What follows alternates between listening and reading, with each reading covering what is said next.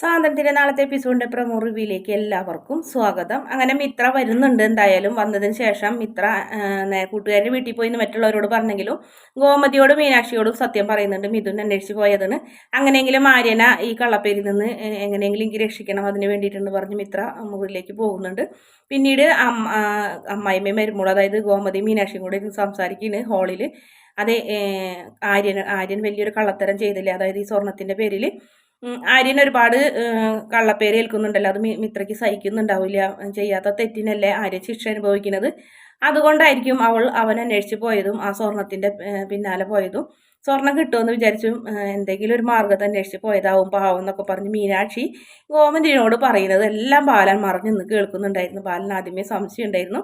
ബാലൻ എന്തായാലും വാതുക്കെ മറിഞ്ഞു നിന്നായിട്ട് അമ്മായിമ്മരെയും മരുമോളെയും സംസാരം ഇങ്ങനെ കേട്ട് എനങ്ങാണ്ട് നിൽക്കുന്ന ഒരു ഭാഗമാണ് പ്രൊമോയിൽ കാണിച്ചിട്ടുള്ളത്. എന്തായാലും ബാലൻ പകുതി സത്യങ്ങളൊക്കെ മനസ്സിലാക്കിക്കൊണ്ടിരിക്കുന്നുണ്ട്.